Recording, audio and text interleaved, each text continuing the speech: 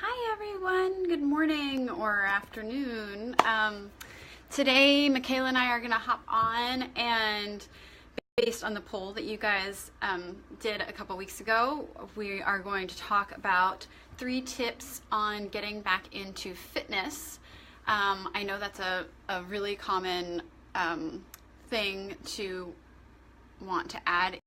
So Michaela's hopping on right now, so sorry about awkwardness. So the first thing that we wanted to suggest on getting back into fitness or maintaining your fitness schedule is to maybe find a gym that has a daycare. That's what Michaela does. Hi. Hi. Happy Monday, ladies. Yes. So anyway, Michaela, you want to talk about a little bit about how you found a Yeah. gym that has a daycare and how that serves you? Yeah. So, before having a baby, it's much easier to get to the gym, I would say. There's a lot of things that you have to consider when you're a mom, and, time is one of them. And, whether it's mealtime or things like that, you have to just like think about others, not just yourself. So one easy way, I think you have to become a little bit more creative, but there's always options out there. So for example, for the weekends on Sundays and Saturdays, after my daughter's nap time, I make sure I have everything ready, and we literally just go to the gym. So she gets to play there for an hour. And I do like a pretty light workout, like nothing crazy, but it's just my time to like tune into my body. And if I want to up it up a little bit more, I do that too. But it actually gets me excited to go to the gym because yesterday I was listening to an awesome audiobook by Brene Brown. And it just got me to be by myself, and I knew next door my daughter was playing. So it's like a win-win. You don't have to ask anyone to watch them.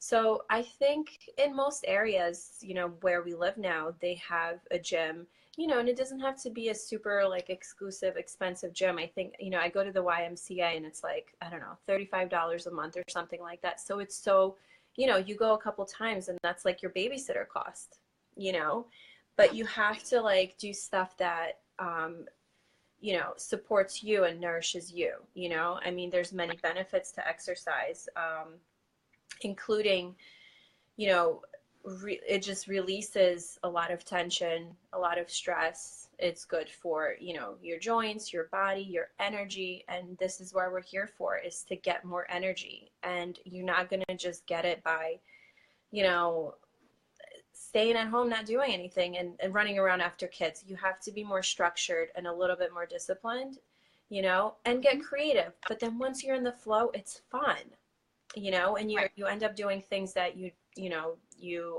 don't normally do.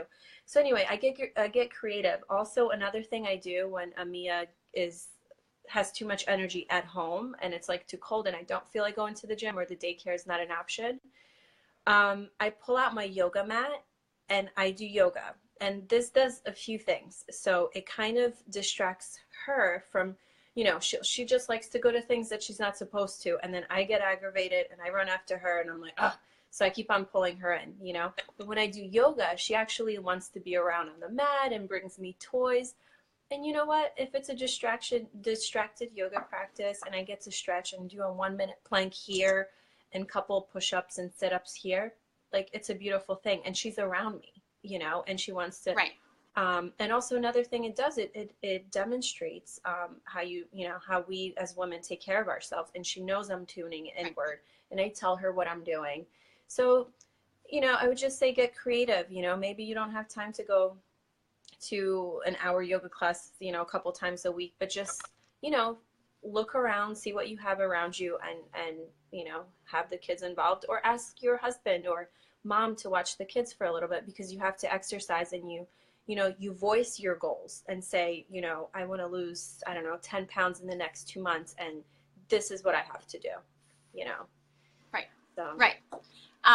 And I also second the doing it with the kids. I know last week we had a lot of snow days, and actually one of the activities on the list was to do a workout together. And so 2 days last week, I had 3 little yoga mats lined up and pressed play, and the kids, you know, out of a 20 or 30-minute video, they lasted about maybe 15 minutes Beautiful. before my son started attacking my daughter. But you know, it worked, and they had fun, and there was a lot of laughter. So that was great. So that kind of segues into the next recommendation, which is if you're working out at home, to just set a goal of pressing play for like 5 or 10 minutes. Just press play. Yeah. So so set like a small goal of 5 or 10 minutes, which like anybody can fit in 5 or 10 minutes, even if you have kids running around, you know. And again, it's modeling that behavior of like you're taking care of yourself,